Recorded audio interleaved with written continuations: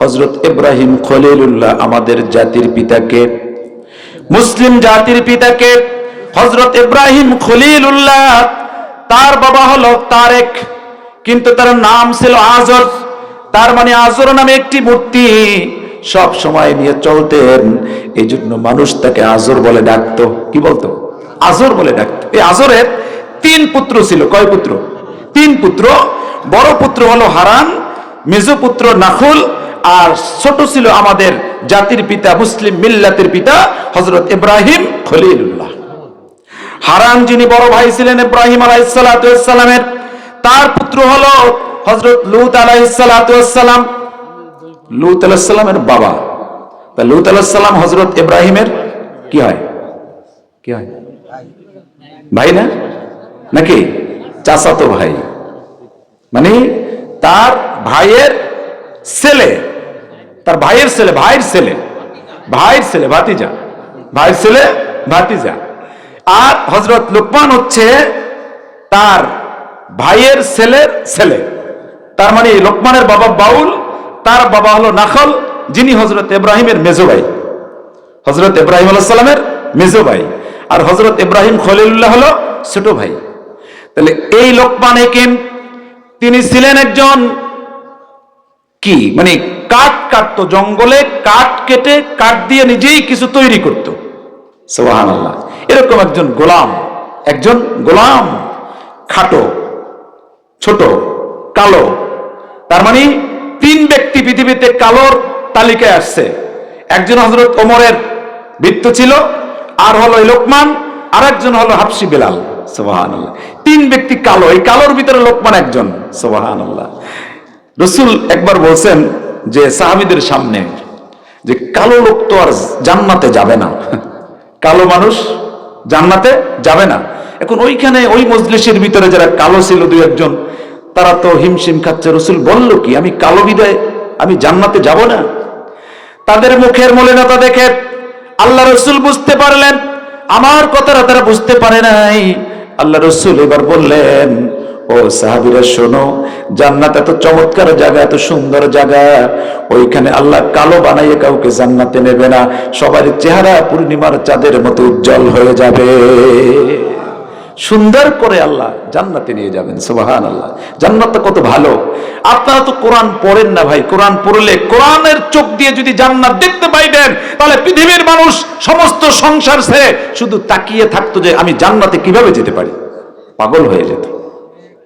এজন্য আপনার চোখ আর ইমাম আবু হানিফার চোখ কি এক চোখ? না। এজন্য তাকাসুরের ভিতরে আল্লাহ বলেন, কাল্লা লাউ তা'লামুনা ইলমাল ইয়াকিন লাতারাউন্নাল জাহিম সুম্মা লাতারাউন্নাহা আইনাল ইয়াকিন। আল্লাহ বলছে এক সময় তো তোমরা জাহিমকে বিশ্বাস করবে, জাহান্নামকে বিশ্বাস করবে, কিন্তু সেইটা যখন চোখে দেখবে তখন। কিন্তু সেইটা না করে তোমার জ্ঞানের চোখ দিয়ে পৃথিবীতে বসে জাহিমকে দেখে নাও। সুবহানাল্লাহ। জ্ঞানের চোখ দিয়ে, এই চোখ দিয়ে দেখা যাবে না, কিন্তু জ্ঞানের চোখ দিয়ে যদি আমি তাকাই তাহলে জাহিমকে আমি দেখতে পাই। কথা বলেন ঠিক কিনা? আজকে কোরআনের দিকে মানুষকে ডাকা হচ্ছে, আজকে শুনছেন না, বুঝতেছে না মানুষ। কিন্তু ভাইরা আমার, কিয়ামতের ময়দানে এই মানুষগুলো বলবে, ক্বালু লাউ কুন্না নাসমাউ আও নাকিলু মা কুন্না ফি আসহাবিস সাঈর। আল্লাহ বলেন সেদিন মানুষগুলো বলবে, যদি সেদিন দুনিয়াতে আমবুলা ওই মাহফিলে যদি যাইতাম, আর কোরআন যদি শুনতাম, ভালো করে শুনতাম, আর যদি মেনে নিতাম, বুঝে নিতাম, আকল দিয়ে বিবেক দিয়ে বুঝে নিতাম, তাহলে আজকে আমাদেরকে এই সাইর নামক জাহান্নামের ভিতরে আসতে হতো না। সেদিন আফসোস করবে, কিন্তু লাভ হবে কোনো লাভ হবে না। এই জন্য ভাইরা আমার, আসুন যতটুকু সময় আমরা কোরআন শুনবো, কোরআনের প্রত্যেকটা হরফ শুনলেই নাকি, সুবহানাল্লাহ, শুনলেই 10 নেকি। কিন্তু একটা সময় দেখা গেছে, আজকে এই চমৎকার আয়োজন, বলেন এখানে শুরু থেকে এই পর্যন্ত মানে মানুষের অকল্যাণমূলক কোনো কথা বলা হয়েছে? মানুষের ক্ষতি হয় এমন কোনো কথা বলা হয়েছে? রাষ্ট্রের ক্ষতি হয় এমন কোনো কথা বলা হয়েছে? হয় নাই। সুতরাং কোরআন থেকে যদি কথা বলা হয়, নবীজি বলেছেন মান ক্বালা বিহি সাদাকা, কোরআন থেকে যা বলা হয় সব সত্য কথাই বলা হয়। সুবহানাল্লাহ। সব কি কথা বলা হয়? সত্য কথা। কিন্তু ভাইরা আমার, এক সময় দেখা গেছে এই কোরআনের এত চমৎকার আলোচনা এগুলো শুনতে দেওয়া হয় নাই, বলতে দেওয়া হয় নাই, এরকম একটা পরিবেশ পরিস্থিতি ছিল কিনা? ছিল। পাঁচজন আলেম এক জায়গায় বসলেই তাদের দিকে ভিন্ন দৃষ্টিতে তাকানো হতো। আমরা সাহস করে বসতে পারতাম না। পাঁচজন আলেম, কি জানি কি হয়, আতঙ্কে থাকতাম। সে আতঙ্ক আর ভয় আছে এখন নাই। আতঙ্ক ভয় নাই, নির্দ্বিধায় নির্বিঘ্নে আজকে কোরআনের কথা শুনতেছি, বলতেছি। আলহামদুলিল্লাহ বলেন। আলহামদুলিল্লাহ, আল্লাহ শুকরিয়া। যাদের জীবনের বিনিময় আজকে আমরা এটা পেয়েছি, আল্লাহ যেন তাদের ওই সমস্ত কচি, ওই সমস্ত আপনার যুবক তরুণ যারা জীবন দিয়েছে, আল্লাহ তাদের সকলার শাহাদাতের মর্যাদা দান করুক। সকলে বলেন আমিন। ভাইরা আমার, আর আল্লাহর কাছে এ দোয়াও করি, সেই রকম পরিস্থিতি অন্তত আমাদের বাংলার জমিনে আর যেন কখনো দেখতে না হয়। কথা বলে ঠিক কিনা? আর যেন দেখতে না হয়। ভাইরা আমার, আসুন আমি কোরআন থেকে চলে যাচ্ছি আলোচনায়। সূরা লোকমান মক্কায় নাজিল হয়েছে। পবিত্র কোরআনের সূরাগুলো দুই ভাগে বিভক্ত। যেগুলো রাসূলের মক্কি জীবনে থাকতে নাজিল হয়েছে, এগুলো মাক্কি সূরা। কি সূরা? মাক্কি সূরা। আর যেগুলো মদিনায় যাওয়ার পরে নাজিল হয়েছে, এগুলো মাদানী সূরা। এই সূরাটা মক্কায়, কিন্তু কিছু কিছু বিধান, কিছু কিছু আয়াত এখানে আছে যেগুলো নাজিল হয়েছে মক্কায়, বাস্তবায়ন হয়েছে মদিনায়। সুবহানাল্লাহ, বাস্তবায়ন হয়েছে মদিনায়। তাহলে আমরা সূরা লোকমান, এই সূরার প্রথমে আপনার লোকমান নামকরণ করা হয়েছে এই জন্য যে এই সূরার ভিতরে লোকমানের কিছু উপদেশ নসিহত এই সূরার ভিতরে আছে। এই জন্য বিশেষ করে আল্লাহ তাআলা ওই নামটাকে প্রাধান্য দিয়ে এই সূরার নামকরণ করেছেন সূরা লোকমান। ভাইরা আমার, খেয়াল করেন, কোরআনের প্রথমেই অনেক জায়গায় অনেকগুলো সূরার প্রথমে কিছু অক্ষর রয়েছে, বর্ণ রয়েছে। এগুলো হরফে মুকাত্তাআত বলে। আলিফ লাম মিম, আলিফ লাম র, আলিফ লাম সদ, ইয়াসিন সদ, এরকম কিছু বর্ণ রয়েছে যেগুলোকে হরফে মুকাত্তাআত বলে, যেগুলোর অর্থ আল্লাহ ছাড়া কেউ জানে না। সুবহানাল্লাহ। সকলেই বলেছেন আল্লাহু আ'লামু বিমুরাদিহি, এর মূল অর্থ আল্লাহ ছাড়া কেউ জানে না। আমরা সেদিকে যাব না, শুরুতে যাব। আল্লাহ বলেন তিলকা আয়াতুল কিতাবিল হাকিম। এটি হচ্ছে আপনার কি হচ্ছে যে এই আয়াতগুলো হচ্ছে বিজ্ঞানময়। সুবহানাল্লাহ, বিজ্ঞানময় কিতাবের আয়াত। এগুলো অত্যন্ত গুরুত্বপূর্ণ আয়াত হচ্ছে এগুলো। বিজ্ঞান মানে জ্ঞান, জ্ঞানের সমুদ্র, মহাজ্ঞান, বিশেষ জ্ঞান। বিজ্ঞানময় কোরআন, বিজ্ঞানময় কিতাব। সুবহানাল্লাহ, বিজ্ঞানময় কিতাব। আল্লাহ রাব্বুল আলামিন বলছে এটি কি হুদা ওয়া রাহমাতাল লিল মুহসিনিন। এটি হলো হুদা মানে পথ নির্দেশনা। হুদা মানে কি? পথ। কি পথ? এটা হচ্ছে আল্লাহর দেখানো পথ, সিরাতাল মুস্তাকিমের পথ। সুবহানাল্লাহ। হুদা ও রাহমা, একটা হলো হুদা আর একটা হলো রাহমা। হুদা রাহমা, রাহমা মানে কি? অনুগ্রহ, দয়া, করুণা। সুবহানাল্লাহ। আর লিল মুহসিনিন, যারা সৎকর্মশীল। মুহসিনিন কাদেরকে বলা হয়? যারা সৎকর্মশীল, ভালো কাজ করে। কি কাজ করে? ভালো কাজ করে। সৎকর্মশীল ব্যক্তিদের জন্য এটা হুদা এবং রহমা। আল্লাহ রাব্বুল আলামিন বলেন, এর ব্যাখ্যায় আমি একটু পরে যাচ্ছি, অনুবাদটুকু আমি আগে বলছি। আল্লাহ এরপরে বলছেন আল্লাযীনা ইউকিমুনাস সালাতা ওয়া ইউতুনাজ যাকাতা ওয়া হুম বিল আখিরাতি হুম ইউকিনুন। আল্লাহ রাব্বুল আলামিনের পরে মুহসিনিনকে, সৎ কর্মশীল হতে হলে কি আচরণ, কি করতে হবে, আল্লাহ এখানে তিনটি বিষয়কে প্রাধান্য দিয়েছেন। যারা সৎ কর্মশীল হতে হলে তিনটি কাজ তাদেরকে করতে হবে। কয়টা? তিনটি বৈশিষ্ট্য, তিনটি গুণ যাদের ভিতরে থাকবে, আল্লাহ বলেন এরা হলো সৎ কর্মশীল। সুবহানাল্লাহ। এক নাম্বার গুণ হলো আল্লাযীনা ইউকিমুনাস সালাত, যারা নামাজ কায়েম করে। কি করে? জোরে বলেন। কি করে? নামাজ কায়েম করে। দুই নাম্বার হলো ওয়ায়ুতুনাজ যাকাত, দুই নম্বর হলো যাকাত আদায় করে। যাকাত কি করে? আদায় করে, দেয়, যাকাত আদায় করে।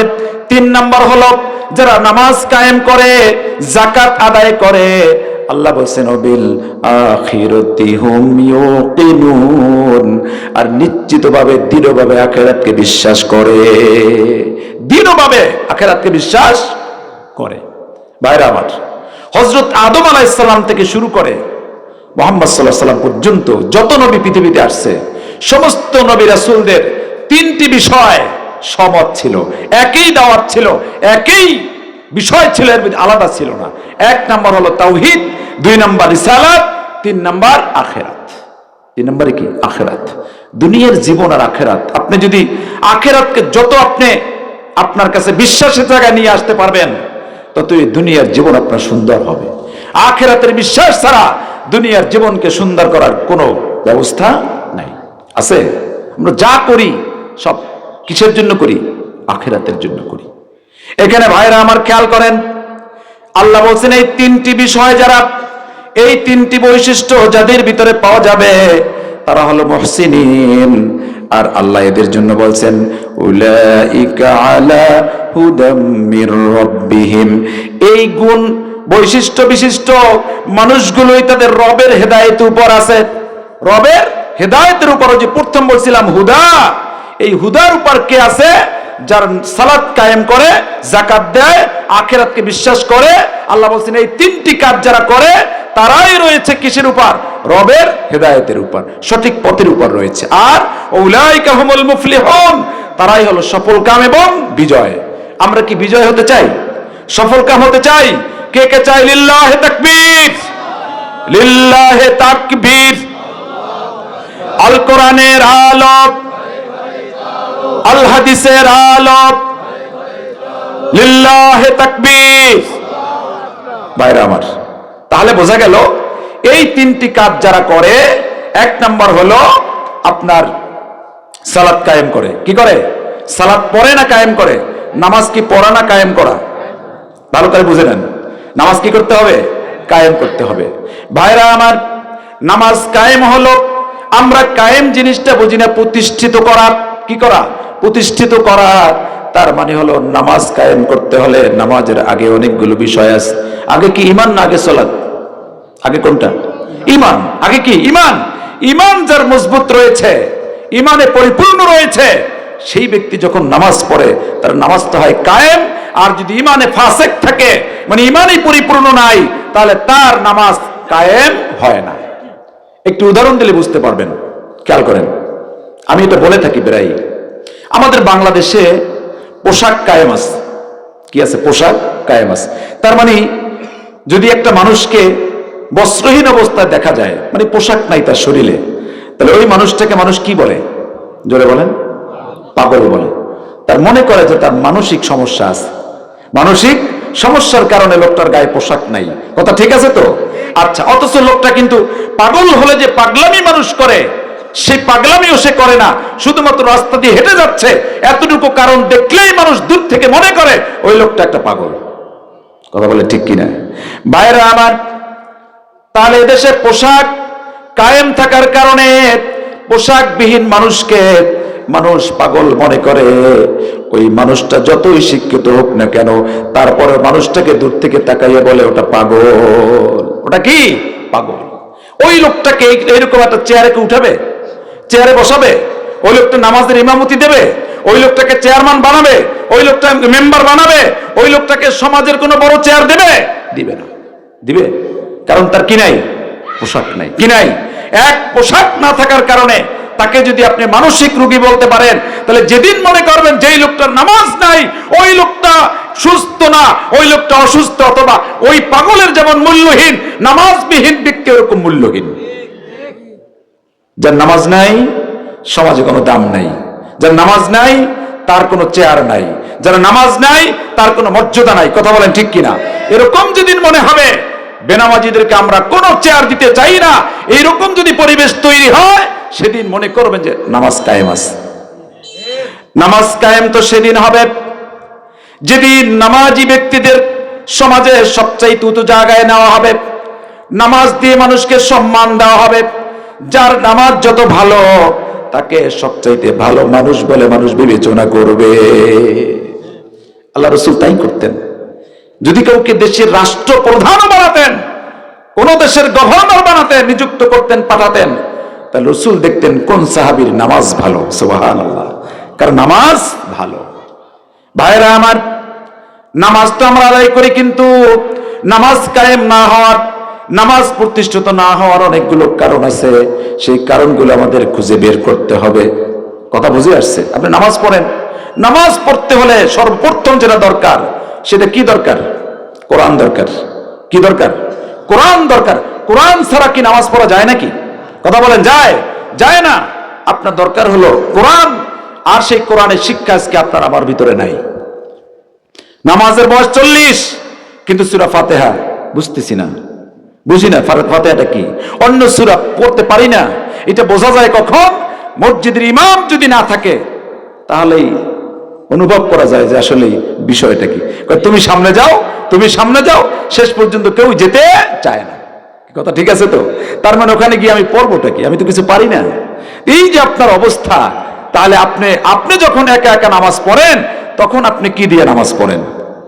কথা বুঝে আসছে? এই জন্য ভাইরা আমার, নামাজ পড়তে হলে অবশ্যই আমাকে কোরআন পড়তে হবে, কোরআন বুঝতে হবে। কোরআন যদি না পড়ি, কোরআন যদি না বুঝি, তাহলে নামাজে আমার কোনো মজা আসবে না, কোনো তৃপ্তি আসবে না। খেয়াল করেন বাবাজি, নামাজ শুরু হয় তাকবীরে তাহরিমা দিয়া। কি দিয়ে শুরু হয়? তাকবীরে তাহরিমা। সেটা কি? আল্লাহু আকবার, আল্লাহু আকবার। আল্লাহু আকবার তো কি? আল্লাহ বড় না ছোট? আল্লাহ ছোট না বড়? আল্লাহ বড়। আল্লাহ বড়, সবার বড়, সবার বড়। আল্লাহর উপরে তো কেউ নেই। আছে নাকি? কেউ আছে? কেউ নেই। এই জন্য উপরে যখন সিঁড়ি দিয়ে, খেয়াল করেন, সিঁড়ি দিয়ে যখন উপরে কেউ ওঠে, উপরে ওঠার সময় কি বলতে বলতে উঠতে হয়? আল্লাহু আকবার। কি বলতে বলতে উঠতে হয়? কেন উঠতে হয়? তুমি যত উপরে ওঠো, ও আমার গোলাম, তুমি যত উপরে ওঠো, আমার চাইতে উপরে তুমি উঠতে পারবে না। কারণ আর রহমান আলাল আরশিস তাওয়া। সুবহানাল্লাহ। আল্লাহ বলে, এই পৃথিবী সব সৃষ্টি করে আমি আরশে আজিমে রয়েছি। সুবহানাল্লাহ। কোথায় আছে? আরশে আজিমে আছে, সবার উপরে। ওসিয়া কুরসিয়ুস সামাওয়াতি ওয়াল আরদ। আসমান আর জমিন জুড়ে সিংহাসন কার? কার সিংহাসন? আল্লাহ। সুতরাং এই আল্লাহর কুরসি নিয়ে, আল্লাহর সিংহাসন নিয়ে যারা টানা খেসরা করে, আল্লাহ তাদেরকে পৃথিবী থেকে বিদায় করে দেয়। কথা বলেন ঠিক কিনা? এই কুরসি কার? আল্লাহর। আল্লাহ বলে, আমার তো সব, সব আমার। আসমান জমিন চন্দ্র সূর্য গ্রহ নক্ষত্র যা আছে সব আমার। সুবহানাল্লাহ।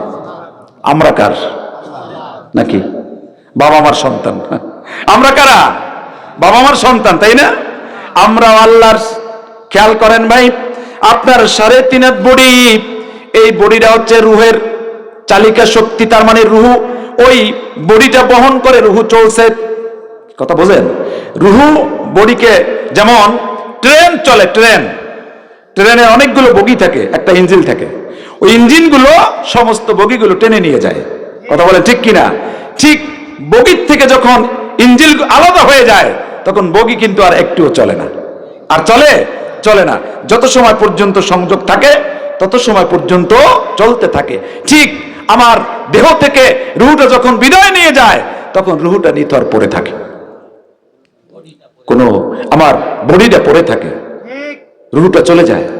তখন আমার হাত ধরতে পারে না, লড়তে পারে না, চোখ দেখে না, কান শোনে না, আমার জ্ঞান শক্তি কোনো কাজে লাগে না। সব কিছু নিথর দেহের মতো, একটা জড় পদার্থের মতো পড়ে থাকে। কথা বলে ঠিক কিনা? একটা জড় পদার্থ হয়ে যায়। এই জন্য ভাইরা আমার, এই দেহটা মাটিতে পচে গেলে শেষ হয়ে যাবে, কিন্তু রুহুটার কিন্তু শেষ হবে না। 5টা জগৎ। কয়টা জগৎ? কয়টা? 5টা। 1 নম্বরে আমরা ছিলাম আলমে আরওয়াহ, রুহের জগতে ছিলাম। কেমন ছিলাম, কি অবস্থায় ছিলাম জানি না। আবার আলমে রেহেমে চলে আসছি, মায়ের পেটে চলে আসছি। আবার আলমে দুনিয়া চলছে, এই দুনিয়া পার হয়ে আলমে বরজাকের জীবনে চলে যাব। আবার বরজাকের জীবনে কতদিন থাকবো তা কিন্তু কারো জানা নাই। আছে নাকি? কারো জানা নাই, কেউ জানে না। আপনি সামান্য এই 60 বছরের জিন্দেগিকে সাজানোর জন্য গোটা জীবনটা আপনি ব্যয় করে দিলেন, অথচ বারজাকের জীবন সামনে, আখিরাত সামনে, সেইটা নিয়ে আপনার কোনো চিন্তাই নাই। কথা বলেন, কোনো টেনশনই নাই, শুধু দুনিয়া দুনিয়া দুনিয়া নিয়ে ব্যস্ত। খেয়াল করেন এই সূরার প্রথমে যে আল্লাহ বলছেন, যেখানে একটা কথা ওই যে সামনের আয়াতে আছে যে লোকমানকে আল্লাহ তাআলা একটা জিনিস দিয়েছেন, ওয়ালাকাদ আতাইনা লোকমানাল হিকমাতা। লোকমানকে কি দিছে? আল্লাহ হিকমা দিছে, জ্ঞান দিছে। খেয়াল করেন, লোকমান একদিন ঘুমের ঘরে রাতে স্বপ্নে দেখতেছে, আল্লাহ বলতেছেন, লোকমান তুমি কি চাও? তুমি কি নবী হতে চাও না জ্ঞান চাও? তুমি কি নবুয়তি চাও না জ্ঞান চাও, হিকমা চাও? লোকমান চিন্তা করলেন নবুয়তি তো চেয়ে নেওয়ার বিষয় না, কোন নবী তো নবুয়তি চেয়ে নেয় নাই, নবুয়তি দিয়েছেন আল্লাহ। সুবহানাল্লাহ, কে দিয়েছেন? আল্লাহ দিয়েছেন। এটা তো চেয়ে নেওয়া যায় না। চেয়ে নিলে কি হবে? যদি আমার দায়িত্ব পালন করতে ব্যর্থ হই, তাহলে কিয়ামতের ময়দানে আমার জবাবদিহিতা আছে। সুবহানাল্লাহ, নবীদেরকে আল্লাহ ছেড়ে দেয় নাই। খেয়াল করেন, হযরত ইউনূস আলাইহিস সালাম তিনি কতটুকু কি করেছিলেন? আল্লাহর অনুমতিহীন হিজরত শুরু করেছিলেন। দেখেন, নবীদেরকে আল্লাহ এত ভালোবাসেন, মহব্বত করেন যে নবীদেরকে আল্লাহ বেগুনা রাখতে চান, মাসুম রাখতে চান। সেই জন্য তারা কোনো ভুল সিদ্ধান্ত নিলেও আল্লাহ সঙ্গে সঙ্গে তাদের সংশোধন করিয়ে দেয়। সুবহানাল্লাহ, তিনি না বলে অনুমতিবিহীন হিজরত শুরু করলেন। আল্লাহ বললেন, না, এটা চলবে না, এটা করা যাবে না। তাকে সমুদ্রে যে কোনো ভাবে সমুদ্রে ফেলে দিল, মাছ তাকে খেয়ে ফেললো। 3টা অন্ধকারের ভিতরে, রাতের অন্ধকার, পানির নিচের অন্ধকার, মাছের পেট, 3 অন্ধকারের ভিতরে হযরত ইউনূস আলাইহিস সালাম আছে। তিনি মনে করেছিলেন আমি তো মৃত্যুবরণ করেছি, নিজে ভেবেছিলেন আমার শরীরের চেতনা নাই, আমি বেহুশ হয়ে গেছি অথবা মারা গেছি। কিন্তু আল্লাহ বললেন, না না, ওই মাছেও যে, ওই নদীর মাছেও যে আল্লাহর জিকির করে, আল্লাহর তাসবিহ পড়ে, ওই আল্লাহর তাসবিহ গুলো তার কানের ভিতরে চলে গেল। সুবহানাল্লাহ, তিনি শুনতে পাইলেন আল্লাহর তাসবিহ, মাছ আল্লাহর তাসবিহ পড়ে। ওয়াত-তায়রু সাফফাত কুল্লুন ক্বাদ আলিমা সালাতুহু ওয়া তাসবিহা। আল্লাহ বলেন, ওই আকাশের উড়ন্ত পাখি তোমরা দেখো উড়ে যায়, সে তার ভাষায় ডাকে, কিন্তু সে আমার জিকির করে। সুবহানাল্লাহ, তোমরা বোঝো না? কুল্লুন ক্বাদ আলিমা সালাতুহু ওয়া তাসবিহা, আমি প্রত্যেক প্রাণীকে তার তাসবিহ কি, তার সালাত কি আমি বলে দিয়েছি। সুবহানাল্লাহ, সে তাসবিহ করে, সালাত পড়ে। পৃথিবীর মানুষ যদি আল্লাহর প্রশংসা না করে, তাতে আল্লাহর কোনো ক্ষতি আছে? কোনো সমস্যা আছে? কিছু নাই। এজন্য আল্লাহ তাআলা অনেকগুলো সূরার প্রথমে বলেছেন, সাব্বাহা লিল্লাহি মা ফিস সামাওয়াতি ওয়া মা ফিল আরদি ওয়া হুয়াল আজিজুল হাকীম। আমার তাসবিহ পড়ে, আমার হাত পড়ে প্রশংসা করে। আসমান আর জমিনে অসংখ্য প্রাণী আছে, মাখলুক আছে, এই মাখলুকগুলো আমার হাম প্রশংসা করে। আমি পরাক্রমশালী, প্রজ্ঞাময়। সুবহানাল্লাহ, তিনি অনেক, সবাইকে তিনি ধরতে পারেন, আক্রমণ করতে পারেন, কিন্তু তাকে কেউ ধরতে পারে না। পারে কেউ? কেউ পারে না, আক্রমণ করতে পারে না। তিনি কিন্তু পাকড়াও করতে পারেন সবাইকে। পারে কিনা? পারে। ভাইরা আমার, এই জন্য আল্লাহ রাব্বুল আলামিনকে আপনারা চিনে নিতে হবে। তার প্রশংসা না করলে কোনো ক্ষতি নাই। আল্লাহ বলছেন, নাহনু আগনিয়া ওয়া আনতুমুল ফুকারা। আমি ধনী, তোমরা সবাই ফকির। সুবহানাল্লাহ, সবাই কি ফকির? মানে দরিদ্র। মানুষ কখনো মানে স্বয়ং সম্পূর্ণ হতে পারে না। মানুষের অভাব আছে। মানুষের কি আছে? অভাব আছে। মানুষ মালিকানার জায়গায় বসতে পারে না। মানুষ বসে কোথায়? কেয়ারটেকারের জায়গায়, দায়িত্বশীলের জায়গায় বসে। সে পাহারাদার, চেয়ারের মালিক আল্লাহ, কিন্তু কখনো আল্লাহ কাউকে এই চেয়ারের রক্ষণাবেক্ষণের দায়িত্ব দেয়। কথা বুঝেন? এটা দায়িত্ব দেয় পাহারাদার, কেয়ারটেকার। কিন্তু যেই কেয়ারটেকাররা মালিক হয়ে বসে, আল্লাহ বলেন, আমার মালিকানা যারা মালিক বলে বসে থাকো, আমি বেশি দিন সময় তাদেরকে দেই না। মালিকানা থেকে আমি টেনে হেঁচড়ে আমি ওখান থেকে নামাইয়ে দিই। কথা বলেন ঠিক কিনা? এটা হচ্ছে আল্লাহর। কুরসিটা কার? আল্লাহর। আমি তার গোলাম, আর কিছু না, এর বেশি কিছু না, গোলাম। খেয়াল করেন, নবী করিম সাল্লাল্লাহু আলাইহি ওয়াসাল্লাম, আমাদের যিনি নবী, তার ব্যাপারে আল্লাহ কোরআনে কত চমৎকার বলেছেন। আমরা যে কালেমা শাহাদাত পড়ি না, কালেমা শাহাদাত কি বলি? আশহাদু আল্লা ইলাহা ইল্লাল্লাহু ওয়াহদাহু লা শারীকা লাহু ওয়া আশহাদু আন্না মুহাম্মাদান, জোরে বলেন, এরপরে কি? আবদুহু ওয়া রাসূলুহু। আগে কি রাসূল নাকি আবদ? আবদ। আল্লাহু আকবার। আপনি ভাবছেন আল্লাহর নবী, বিশ্ব নবী, যেই নবী কোন দিক তাকাইলে, কিছু ভাবলে, মনে মনে ভাবলে শরীয়তের বিধান হয়ে যায়, সুবহানাল্লাহ। সেই নবীর ব্যাপারে আল্লাহ বলছেন, আগে আমার বন্ধু গোলাম, আমার আব্দ, আমার গোলাম, তারপরে সে রাসূল, সুবহানাল্লাহ। 40 বছর পর্যন্ত আল্লাহর নবী গোলাম, আর যখন 40 বছর পরে নবী হয়ে গেলেন, এরপর থেকে তিনি রাসূল, তিনি আল্লাহর হাবিব, সুবহানাল্লাহ। এজন্য নবী যদি গোলাম হয়, আমরা কি শাহজাদা? আমরাও গোলাম, আমরাও কি গোলাম। এজন্য আল্লাহ বলছেন, তাবারাকাল্লাযী নাযালাল ফুরকানা আলা আবদিহি লিয়াকুনা লিল আলামিনা নাযীরা। আল্লাহ বলছেন, বরকতময় মহান সেই সত্তা, যিনি তার গোলামের উপর, আব্দের উপর ফুরকান নাজিল করেছেন, সুবহানাল্লাহ। কি নাজিল করেছেন? ফুরকান। সেটা কেন? লিয়াকুনা লিল আলামিনা নাযীরা। এই কোরআন এই জন্য নাজিল হয়েছে, এর মাধ্যমে পৃথিবীর মানুষকে আল্লাহ নবী সতর্ক করে, সাবধান করে, সুবহানাল্লাহ। জান্নাতের সুসংবাদ দেয়, জাহান্নামের ব্যাপারে ভীতি প্রদর্শন করে, ভয় দেখায় এই কোরআন। কথা বলেন ঠিক কিনা? এই জন্য ভাইরা আমার, আমরা মানবো কি? যারা বলেন কি মানবো? কোরআন মানবো। ব্যক্তি জীবনে, সামাজিক জীবনে, রাষ্ট্রীয় জীবনে, অর্থনৈতিক জীবনে, সামগ্রিক জীবনে আমরা কি মানবো? লিল্লাহি তাকবীর। কি মানবো? কোরআন মানবো। কি মানবো? কোরআন মানবো। সমাধান চাও যদি জীবনে মরণে, ফিরে যাও খুঁজে নাও, চোখ রাখো কোরআনে। সমাধান চাও যদি জীবনে মরণে, ফিরে যাও খুঁজে নাও, চোখ রাখো কোরআনের। তবেই পাবে সুখ শান্তির ঠিকানা, তবেই পাবে সুখ শান্তির ঠিকানা, যদি মেনে নাও তুমি মনে প্রাণে। সমাধান, সমাধান চাও যদি জীবনে মরণে, ফিরে যাও খুঁজে নাও, চোখ রাখো, জোরে বলেন, চোখ রাখো কোরআনে। এ তো চির অম্লান, চির মুক্তির গান, এ যে মহাবাণী খোদারি কালামে পাক।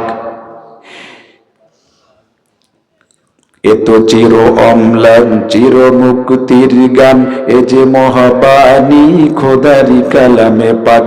এই দুনিয়ায় আর সেই দুনিয়া, এই দুনিয়ায় আর সেই দুনিয়া, মুক্তি পাবে তুমি দোজাহানে। সমাধান, সমাধান চাও যদি জীবনে মরণে, ফিরে যাও খুঁজে নাও, চোখ রাখো কোথায়? কোরআনে। নবী, নবী করিম সাল্লাল্লাহু আলাইহি সাল্লাম, যিনি নবী, নবী হওয়ার পরে নবী চলছেন কি দিয়ে? কোরআন দিয়ে। সাহাবীরা চলছেন কি দিয়ে? কোরআন দিয়ে। আমরা চলবো কি দিয়ে? কোরআন দিয়ে। কোরআন ছাড়া চললে যদি পৃথিবীতে শান্তি হইতো, মানুষের মন মস্তিষ্ক জ্ঞান বুদ্ধি দিয়ে সমাজ, দেশ, রাষ্ট্র, ব্যক্তি, পরিবার, সমাজ চালাইলে যদি শান্তি হইতো, তাহলে তো নবীও পারতেন। কথা বলেন ঠিক কিনা? নবীর কি বর্তমান সমাজ যারা বুদ্ধিজীবী, যারা জ্ঞানী, তাদের চাইতে আপনার আমার নবীর জ্ঞান বুদ্ধি কম ছিল? জোরে বলেন, কম ছিল না। কিন্তু নবী তো নবী হওয়ার পরে নবী মন দিয়ে নিজ ইচ্ছায় কোনো কথা বলে নাই, সুবহানাল্লাহ। যা বলেছেন, যা করেছেন, কার হুকুমে করেছেন? আল্লাহর হুকুমে করেছেন। ভাইরা আমার, এই জন্য লোকমান, হযরত লোকমানকে আল্লাহ জ্ঞান দিলেন। লোকমান চিন্তা করলেন, আল্লাহ আমি নবুয়তি চাই না, আমাকে তুমি হিকমত দাও, জ্ঞান দাও। কি দাও? তুমি কি দাও? জ্ঞান দাও, হিকমত দাও। এরপর থেকেই আল্লাহ তাআলা হযরত লোকমানকে জ্ঞান দিয়ে দিলেন, হিকমা দিয়ে দিলেন। এরপর থেকে লোকমান এত চমৎকার কথাগুলো বলতো, যেই কথাগুলো মানুষ শোনার জন্য লোকমানের চারদিকে ভিড় জমাইতো। সুবহানাল্লাহ, এত চমৎকার চমৎকার জ্ঞান গর্ভ কথাগুলো লোকমান বলতো। ভাইরা আমার, এই জন্য হযরত লোকমানের এই কথাগুলো আল্লাহ কোরআনে দিয়েছেন। হযরত লোকমানকে আল্লাহ হিকমা দিয়েছেন, জ্ঞান দিয়েছেন। হিকমা মানে কি একটু খেয়াল করেন। হিকমা এর অর্থ হচ্ছে জ্ঞান, বিশেষ জ্ঞান। হ্যাঁ, আপনার কি বলে যে বুদ্ধিমত্তা, বুদ্ধিমত্তা, চৌকুশ বুদ্ধিমত্তা। হ্যাঁ, আর এর বিপরীত কি? গোমরা, পথভ্রষ্ট, মূর্খতা। জ্ঞান, বুদ্ধিমত্তা, আর এর বিপরীতে কি আছে? মূর্খ, গোমরাহি, পথভ্রষ্টতা। কথা বুঝে আসছে? খেয়াল করেন, হিকমা হচ্ছে আল্লাহ যেই জিনিসটা, খেয়াল করেন ভালো করে, হিকমাটা কি? আল্লাহ তার বান্দাকে দিয়া যেটা করাতে চায়, বান্দা যেটা করা উচিত, সেইটা যেই বান্দা করতে পারে সে হিকমার অধিকারী। কথা বুঝতে পারি নাই?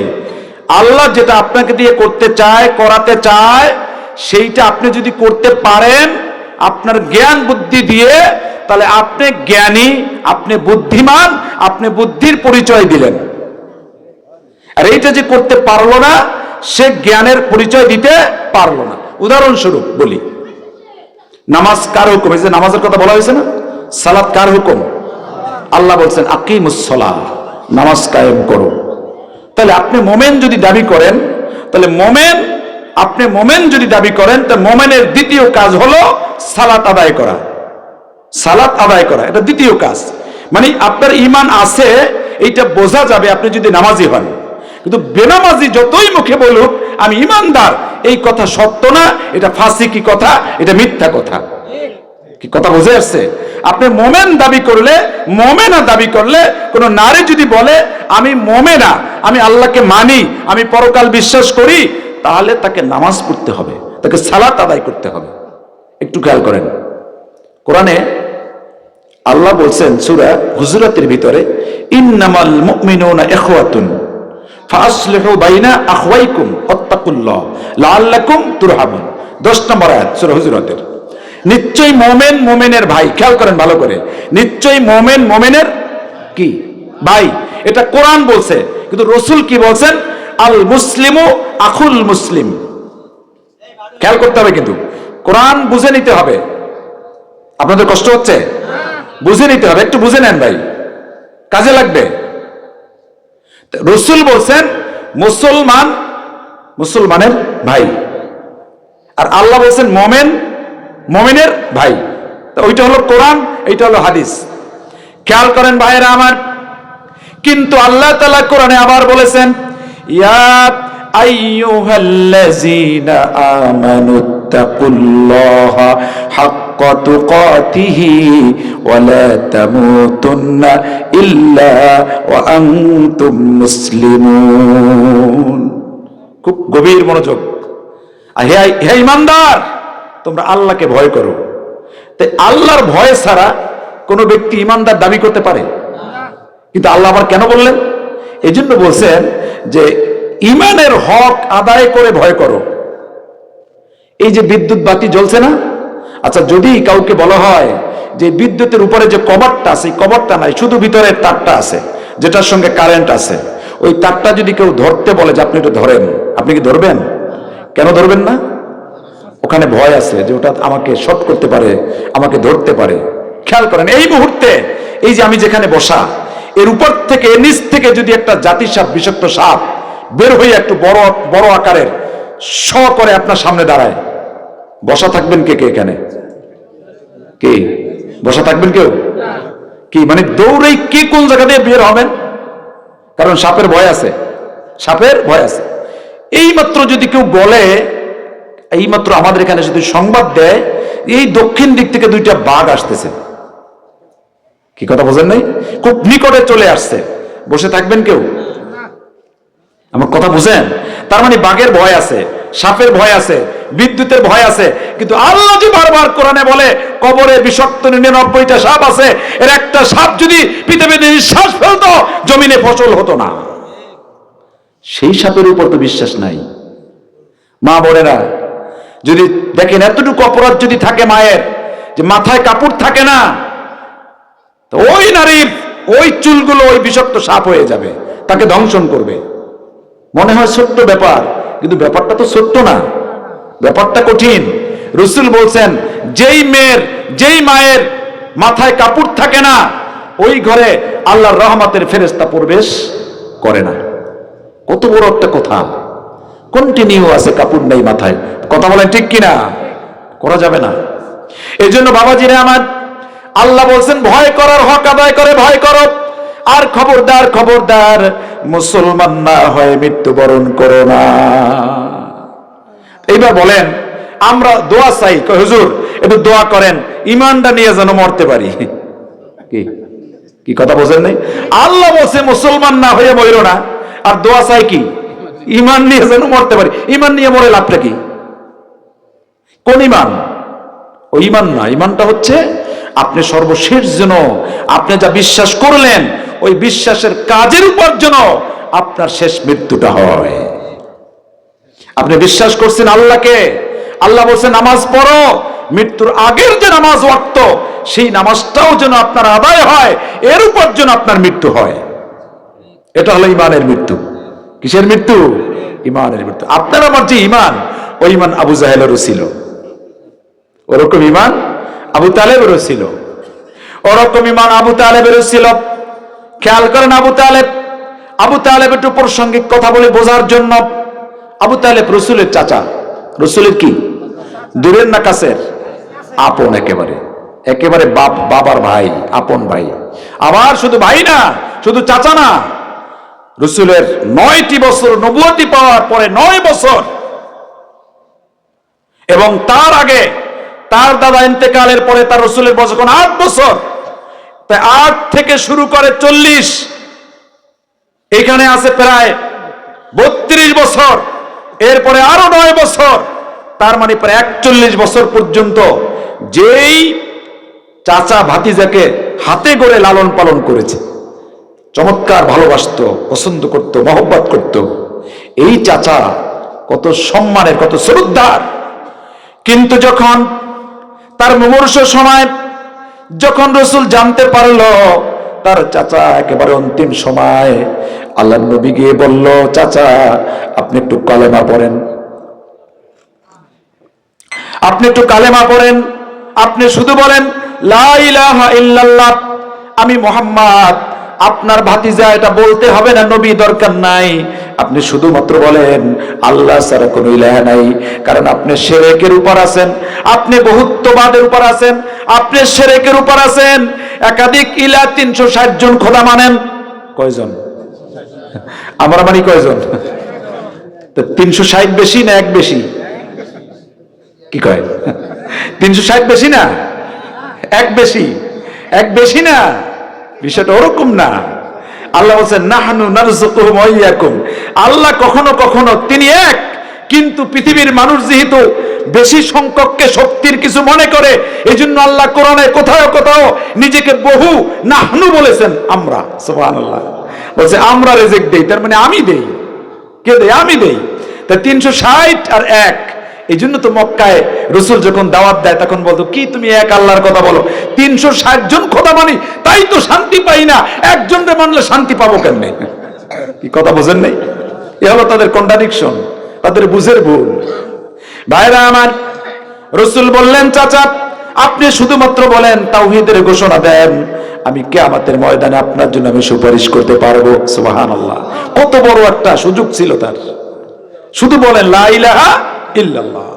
কিন্তু ওই যে শয়তান আছে না, শয়তান আইসা বলল না, আবু জাহেল, উতবা, সাইবা, মুগীরা, বড় বড় তারা লিডার, যারা তার খুব কাছের মানুষ, বুঝেন না, সে নেতার মানে পাশের লোকেরা, তারা বলল খবরদার খাজা।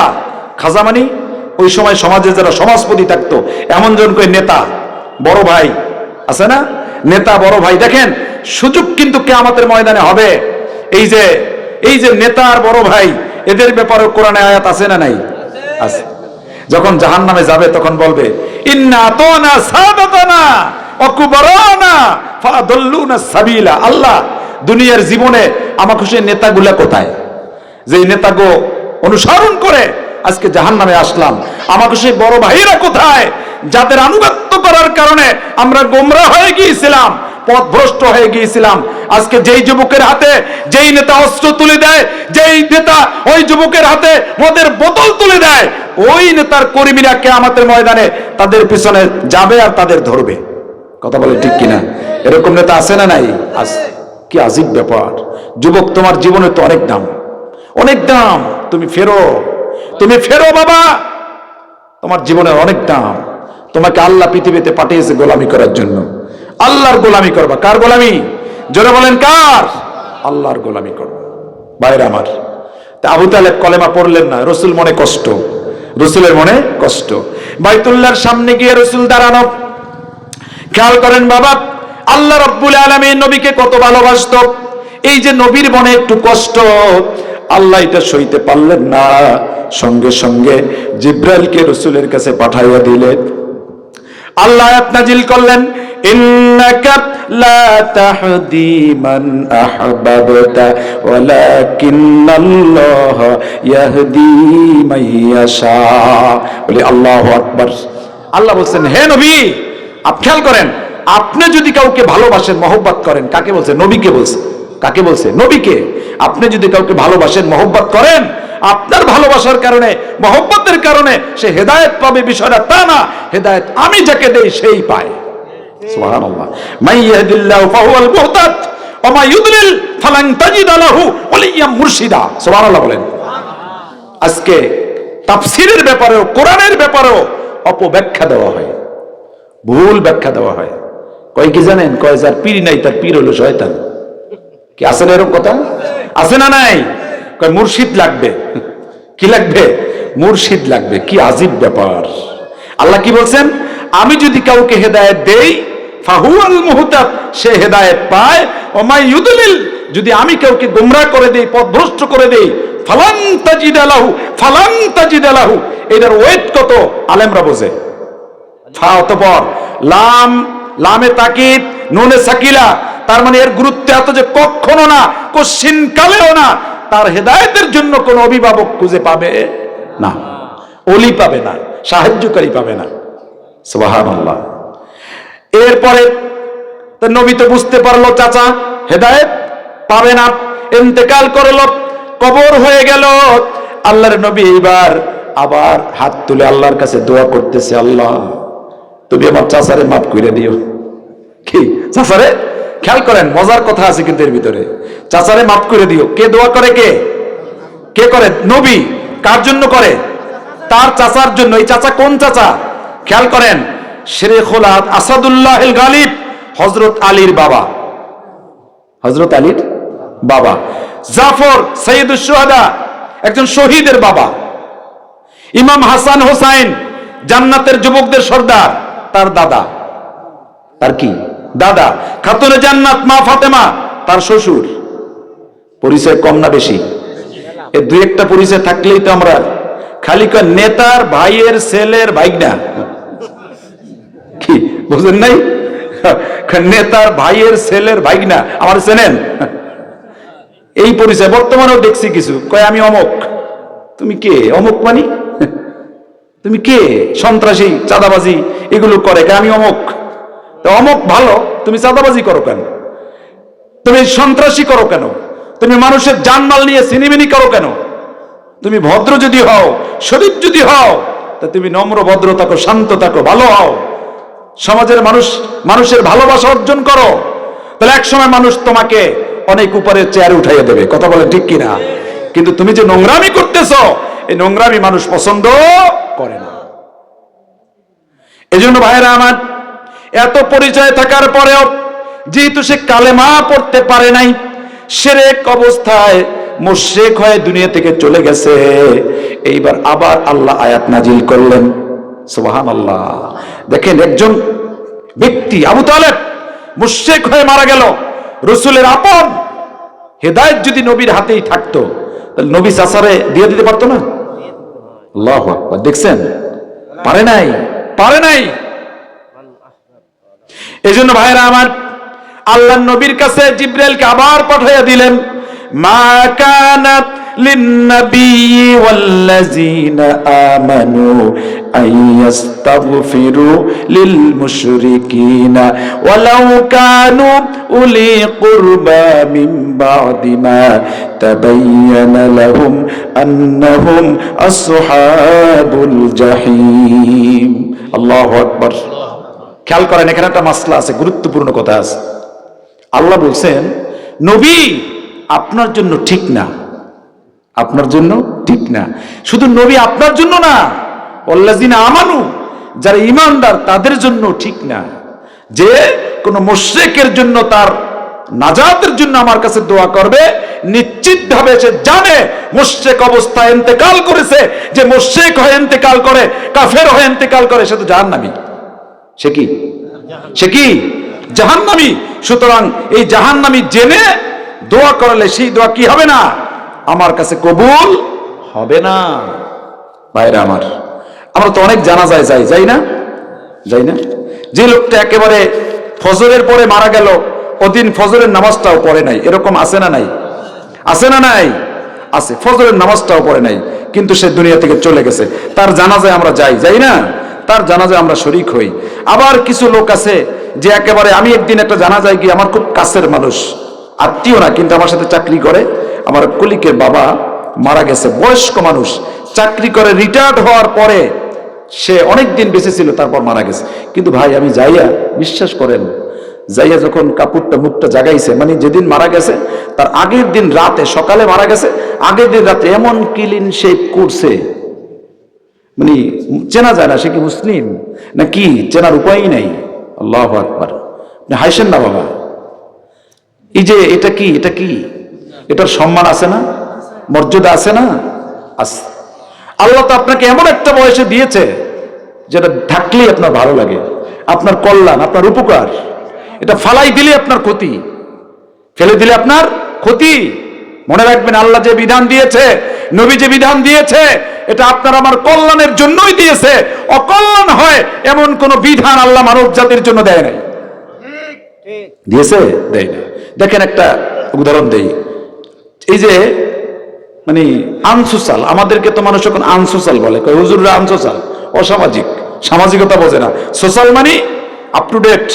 কাঁটা চামিচ দিয়ে যারা খায় তারা খুব আপ টু ডেট, আমরা হাত দিয়ে খাই, আমরা আনসোশাল কি? অথচ দেখেন এই যে হাতের ভিতরে এই যে আঙ্গুল যখন আপনি রসুল বলছেন খাবারটা চেটে খাও, সুবহানাল্লাহ, কি করো? চেটে খাও। চেটে খাওয়ার মানে কি? চেটে খাইতে বলছে না, মানে যতবার আপনি মুখের ভিতরে আঙ্গুলটা দিবেন, আঙ্গুলটা যত আপনার জিহ্বায় লাগবে, তত আপনার একটা রস বের হবে। ওই রসটা আপনার খাদ্যকে হজমের জন্য সহায়তা করবে। সুবহানাল্লাহ। যত বেশি চিবাবেন তত রস বের হবে, ওইটা ভিতরে যাবে, স্টোমাকের ভিতরে যাবে, খাদ্য তত হজম হবে, আপনার গ্যাস্ট্রিক হবে না। আর খুব 3 মিনিটে শেষ করবেন, আপনার ক্ষতি হবে। সুবহানাল্লাহ। এই জন্য রাসূল বলেন, গরম খাবার খেও না, জুড়াই আস্তে আস্তে খাও, ধীর স্থির ভাবে খাও।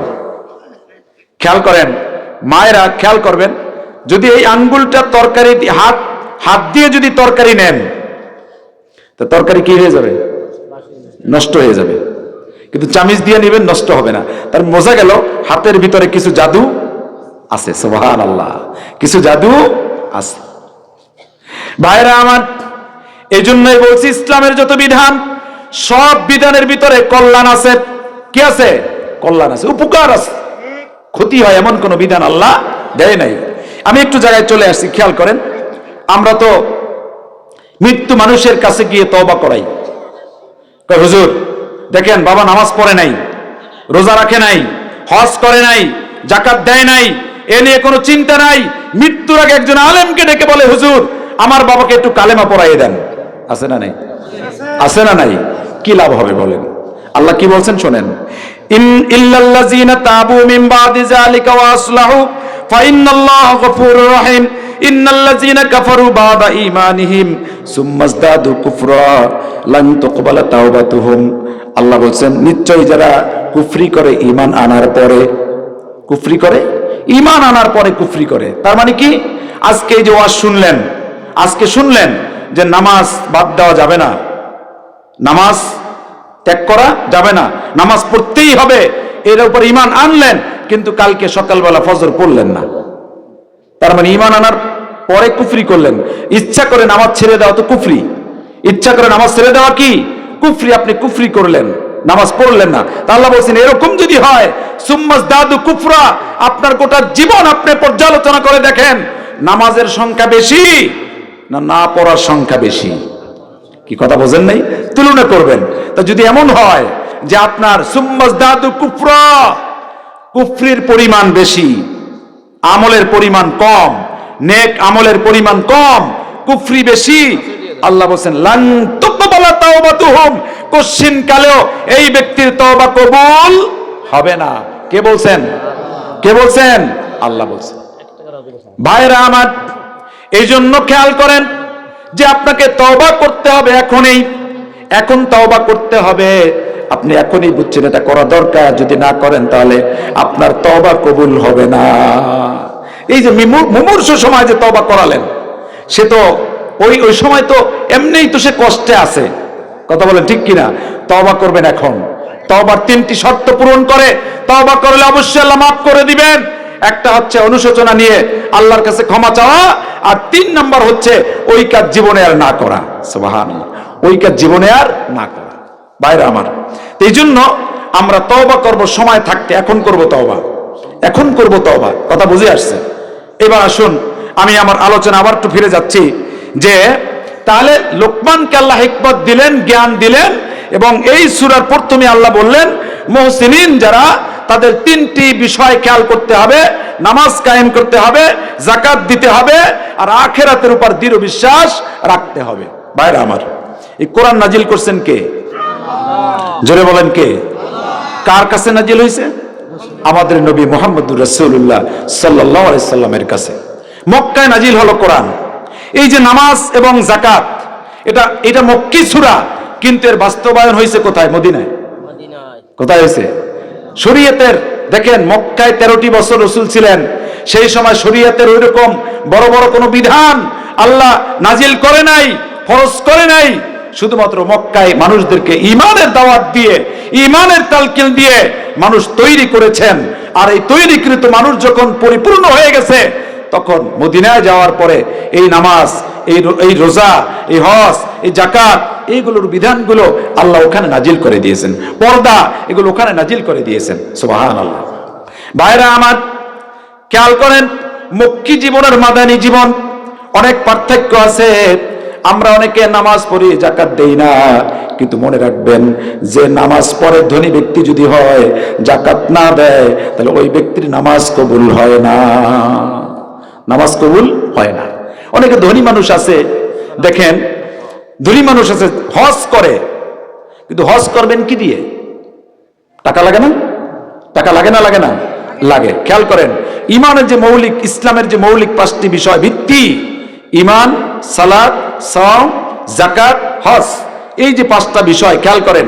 ইমান 24 ঘন্টার জন্য ইমান রাখতে হবে, এক মুহূর্তের জন্য ইমান থেকে দূরে সরা যাবে না। যেই মুহূর্তে ইমান থেকে আপনি সরবেন, ওই সময় যদি আপনার মৃত্যু হয়, তা আপনি কুফুর অবস্থায় ইন্তেকাল করলেন। এই জন্য ইমান রাখতে হবে 24 ঘন্টা। সালাত পড়তে হবে দৈনিক কয়বার? দৈনিক কয়বার? 5 বার। এরপরে জুমা, এরপরে ঈদ, এরপরে জানাজা, এগুলো আছে না নাই? আছে। বলেন ওয়াক্তের নামাজে, 5 ওয়াক্ত নামাজে নামাজ বেশি পাওয়া যায় না আপনার জানাজার নামাজে বেশি? কোথায় বেশি? জানাজায় বেশি। জানাজায় বেশি। জানাজায় যে লোকগুলো আসছে, যদি 10টায় জানাজা হয়, তাহলে এর 90% মানুষ সকালে ফজরের নামাজ পড়ে নাই। কি সত্য না মিথ্যা? 90% ফজর পড়ে নাই। তাহলে বেনামাজি মানুষ দিয়া জানাজা করাইয়া নামাজ পড়ে কি দোয়া হবে বলেন? বেনামাজি তো আল্লাহ, বেনামাজির উপর আল্লাহ খুশি না বেজার? তা আল্লাহ তো এমনিই বেজার, তা আপনার দোয়া সে কি কবুল করবে? কি কথা বোঝেন নাই? মানে আপনি একটা কিছু আনবেন, চেয়ারম্যানের কাছে কিছু আনবেন, খেয়াল করেন, তা নিয়ে গেছেন কাকে? চেয়ারম্যানের চরম যে শত্রু, হেরে নিয়ে গেছেন সুপারিশ করার জন্য। কি কথা বোঝেন নাই?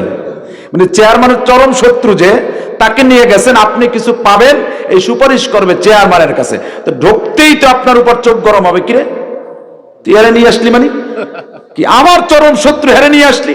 তো বেনামাজির উপর তো আল্লাহ এমনিই বেজার, তো হে আবার ওই জানাজায় যে দোয়া করে আল্লাহু মাগফিরলি হাইয়িনা ওয়া মাইয়িতিনা, আল্লাহ কয় তোর কপালের উপর পড়ুক, তোর দোয়া কবুল করে কেন? কথা বুঝে আসছে? এই জন্য সংখ্যায় বেশি দরকার নাই, অল্প সংখ্যা হলেও যদি তাকওয়ামান হয়, ফরজগার হয়, নামাজি হয়, তাহলে নামাজি ব্যক্তিরা যখন ওই মাইয়িতের জন্য দোয়া করে আল্লাহ বলেন তাদের দোয়া কবুল হতে পারে। কথা বুঝে আসছে?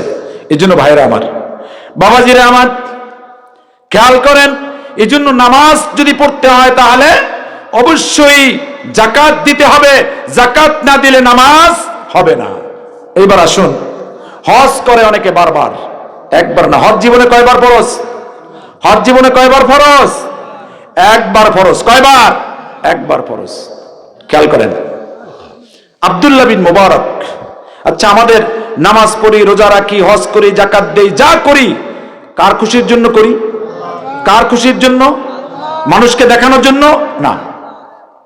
আব্দুল্লাহ বিন মুবারক, খেয়াল করেন, উপমহাদেশের একজন বিখ্যাত আলেম ছিলেন, অনেক বড় আলেম ছিলেন আব্দুল্লাহ বিন মুবারক। তার জীবনেই অনেক ঘটনা, সেদিকে যাব না, কিন্তু তার একটা ঘটনা একটু বলছি। তিনি হজে যাবেন। কোথায় যাবেন? খেয়াল করেন, ধনী যারা আছেন খেয়াল করেন, হজে যাবেন তো হজের কাফেলা আছে, তার শিষ্য সাগরিদ আছে, সবাই প্রস্তুত, ধরেন দুদিন পরে তারা হজে চলে যাবেন। কিন্তু আজকের দিন সকালবেলা তার একটি সন্তান, ছোট সন্তান, হাঁটতে হাঁটতে পাশের গ্রামের বাড়িতে চলে গেছে। ওই বাড়িতে গিয়ে দেখতেছে ওই বাড়ির লোকজন গোশত রান্না করে। কি রান্না করে? গোশ রান্না করে। কি রান্না করে? গোশ।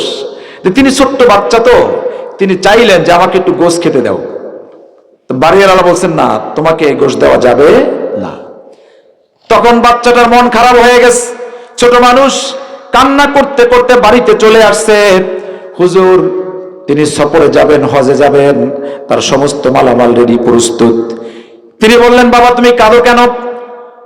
সন্তানটি বলল, বাবা হাঁটতে হাঁটতে পাশের ওই বাড়িতে গিয়ে আমি গিয়েছিলাম, সেই বাড়ির মানুষগুলো গোশত রান্না করে, আমি খেতে চাইলাম, আমাকে দিল না। বলে তাই নাকি? বলে হ্যাঁ। তো হুজুর তো জ্ঞানী মানুষ, তিনি বুঝতে পারছেন যে কোনো একটা কারণ ওই বাড়িতে আছে, না হলে আমার সন্তানকে তো চেনার কথা, তো চেনলে সে দিল না, এটা কেমন কথা? আমাকে তো দাওয়াত দিয়ে ওই বাড়িতে নিতে পারে না, তা আমার সন্তান গেছে তাকে দিল না, বিষয়টা আমাকে বুঝতে হবে। তো তিনি সন্তানকে নিয়ে ওই বাড়িতে চলে গেলেন। বাড়িওয়ালা দেখে তো হুজুরকে আশ্চর্য হয়ে গেছে, যাকে দাওয়াত দিয়ে আনা যায় না সেই লোক আমার বাড়িতে দাঁড়াইয়া, হুজুর আসসালামু আলাইকুম, হুজুর কি ব্যাপার, কেন আসছেন? মানে ভয় পাইছে কেন? খেয়াল করেন, শিক্ষা আছে যে হুজুর ওই যে তার ছেলে আমার বাড়িতে এসে গোশত চাইছিল, দেই নাই, হুজুরে মনে হয় আজকে আমাদেরকে সাইজ করবে। বুঝলেন না? এরকম একটা ভাবনা মনের ভিতরে, ভয়তে কাঁপতেছে। কি ব্যাপার? হুজুর বলতেছে, না বাবা, আসলে আমার সন্তান তোমাদের বাড়ি আসছিল। বলে হ্যাঁ। বলে তোমার কি গোশত রান্না করেছে? হ্যাঁ। বলে খেতে চাইছিল? হ্যাঁ। দেও নাই? বলে না। বলে কেন দেও নাই? ওই লোকটা বলতেছে, সাধারণ মানুষ হলেও খেয়াল করেন তার মাসলা সম্পর্কে ধারণা আছে। সুবহানাল্লাহ করেন, মাসলা সম্পর্কে ধারণা আছে। ওই লোক বলতেছে, হুজুর আমার বাড়িতে আজকে 3 দিন পর্যন্ত খাবার নাই। কি নাই? 3 দিন পর্যন্ত খাবার নাই, চুলা জ্বলে না। আমি কাজে যাই, কাজের সন্ধানে যাই, কাজ পাই না, না পেয়ে বাড়ি ফেরত আসি। আজকে 3য় দিন, আজকে দেখলাম পথের ধারে আসার সময় একটা বকরি, একটা গরু মরা পড়ে আছে। ওই গরুটা মরা, মৃত্যু, কিন্তু আমার পেটেও ক্ষুধা, আমার বাড়ির আমার সন্তানদের পেটেও ক্ষুধা। আমি চিন্তা করলাম অন্তত এই মৃত্যু, এই গোশত, এই পশুর গোশত একটু বাড়িতে নিয়ে যাই। ওই গোশত নিয়ে আসছি, ওইটা রান্না করা হয়েছে। হুজুর আমি জানি আপনি ধনী মানুষ, আপনি ধনী মানুষ, আপনার সন্তানকে এই গোশত আমি দিতে পারি না, এটা আপনার ফ্যামিলির সদস্যের জন্য খাওয়া জায়েজ নাই। সুবহানাল্লাহ, এটা জায়েজ নাই, এই কারণে হুজুর দেই নাই। যদি বেয়াদবি হয়ে থাকে হুজুর আমারে মাফ করে দেন। হুজুর বলতেছে, না না বেয়াদবি হয় নাই, ঠিক আছে আমি বুঝতে পেরেছি। হুজুর বাড়িতে চলে গেলেন। বাড়িতে গিয়ে সে হজের যে টাকা, যেই যা কিছু প্রয়োজনীয় তিনি নিয়ে যাবেন। এই সব টাকাগুলো নিয়ে ওই বাড়িতে এসে ওই ব্যক্তির কাছে দিয়ে দিলেন, বাবা তুমি এই টাকা দিয়ে তুমি ব্যবসা করো, তুমি রুজি রুটি করো, তুমি খাবার কেন, ওই টাকা নিয়ে তুমি করো। সব টাকাগুলো দিয়ে দিল, সুবহানাল্লাহ, সব দিয়ে দিল। তার সফরের সঙ্গীরা তার অপেক্ষা করে সবাই চলে গেল। অপেক্ষা করবে কত, একদিন দুদিন, সবাই চলে গেছে হজে। হজে যাওয়ার পরে তার সফরের লোকেরা, তার সাথীরা খেয়াল করেন, দেখতেছে যখন মিনায় যায়, দেখে মিনায় আব্দুল্লাহ বিন মুবারক তাদের সামনে, আরাফাতে যায় আব্দুল্লাহ বিন মুবারক তাদের সামনে, তওয়াফ করে বাইতুল্লাহ, তওয়াফের আগে আব্দুল্লাহ বিন মুবারক তাদের সামনে, সাই করে, সাইয়ের সামনে আব্দুল্লাহ বিন মুবারক। সুবহানাল্লাহ, কি ব্যাপার? এই দেখে আবার তার কাছে গিয়ে দেখে তাকে দেখা যায় না, মনে করে লোকের ভিড় মনে হয় দূরে সরে গেছে। এরকম করে তারা বাড়িতে চলে আসছে। হজ শেষ করে এসে ওই কাফেলা হুজুরের বাড়িতে আসছে, বলছে হুজুর আপনি আসলেন কবে হজ থেকে? আল্লাহু আকবার, আপনি আসলেন কবে হজ থেকে? হুজুর বলতেছে না ভাই আমি তো হজে যাই নাই। বলে না না হুজুর, এ কথা বললে হবে না, আমরা তো চোখ দিয়ে দেখেছি আপনাকে হজের মাঠে। তখন মেলে না কথা। হুজুর বলে না আমি তো যাই নাই। বলে তাহলে কি হলো? বলে আমি তো জানি না। ওই রাতে আল্লাহ তাআলা স্বপ্ন যোগে তাকে দেখাইলেন, ও আব্দুল্লাহ, আব্দুল্লাহ বিন মুবারক, তুমি যেই বিষয় নিয়ে টেনশন করতেছো, চিন্তা করতেছো, চিন্তার কোনো কারণ নাই। কারণ তুমি যেই কাজটা করেছো, হজের টাকাটা ওই গরিব আমার বান্দাকে, আমার গোলামকে দিয়েছো, তার অভাব তুমি দূর করে দিয়েছো। তোমার এই আমলটা, তোমার এই কাজটা আমার কাছে এত পছন্দ হয়ে গেছে, আমি হজের মাঠে একজন ফেরেশতা দিয়া তোমার চেহারা আকৃতি বানাইয়া আমি তোমাকে হজ করাইয়াছি। সুবহানাল্লাহ, ফেরেশতা দিয়ে তোমার হজ করাইছি। সুবহানাল্লাহ। শুধু তাই না, আব্দুল্লাহ শোনব, 40,000 সেই বছর 40,000 মানুষ হজের ময়দানে ছিল, 40,000। আল্লাহ বলেন আব্দুল্লাহ বিন মুবারক শোনো, তোমার কারণে ওই বছর তোমার না ওই 40,000 লোকের হজ আমি কবুল করে নিয়েছি। সুবহানাল্লাহ, সুবহানাল্লাহ। এই জন্য ভাইরা আমার, বারবার তো হজের দরকার হয় না। তোমার হজের টাকা দিয়ে তোমার প্রতিবেশী গরিব যদি থাকে, তাকে স্বাবলম্বী করে দাও, তাকে কিছু দাও, খাবার দাও, ব্যবসা করতে টাকা দাও। তুমি বারবার যাওয়ার কি দরকার? তুমি কি আল্লাহর সন্তুষ্ট চাও, না মানুষকে দেখাতে চাও আমি 10 বার হজ করেছি? যদি রিয়া থাকে সামান্য, লা ইয়াদখুলুল জান্নাতা মান কানা ফি কলবিহি মিসকালা মিন যাররাতিন কিবারিন, এক জাররা পরিমাণ যদি অহংকার কারো দিলের ভিতরে থাকে, আমার নবীজি বলেছেন ওই ব্যক্তি কিয়ামতের ময়দানে জান্নাতে যাবে না। জান্নাতে যাওয়া যাবে? যাবে না। ভাইরা আমার, আমি আলোচনা শেষের দিকে নিয়ে আসছি। আল্লাহ নবীর কাছে কোরআন নাজিল হতো, ওই কোরআন দিয়ে সাহাবীদেরকে চালাতো। কথা বলেন ঠিক কিনা? সমাজ চালাতো, দেশ চালাতো, রাষ্ট্র চালাতো, সব চলতো কোরআন দিয়ে। কি দিয়ে? জোরে বলেন। কোরআন দিয়ে চলতো। আজকে নবী আর আসবে না, নবী আসবে না, কিন্তু নবীজি বলেছেন আল্লাহ উলামা ওয়ারাসাতুল আম্বিয়া। আলেমরা কারা? নবীর ওয়ারিস। আলেমরা কারা? আলেমরা হলো নবীর ওয়ারিস।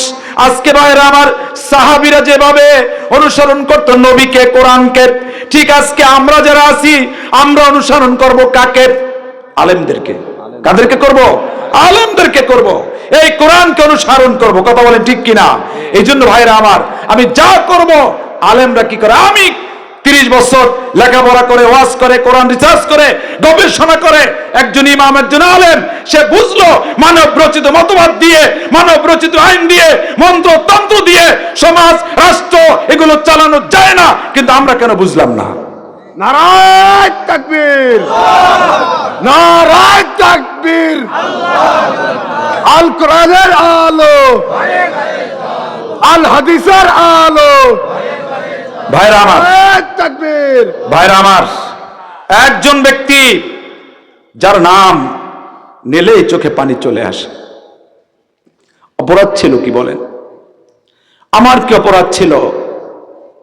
আমাকে কেন 3 দিন বরিশাল কেন্দ্রীয় কারাগারে থাকতে হলো? আমার সেই চোখের পানির হিসাব কে দিবে? আমার মায়ের চোখের পানির হিসাব কে দিবে? আমার সন্তানের চোখের পানির হিসাব কে দিবে? আমি তো সেদিনই কোরআনের কথাই বলেছিলাম।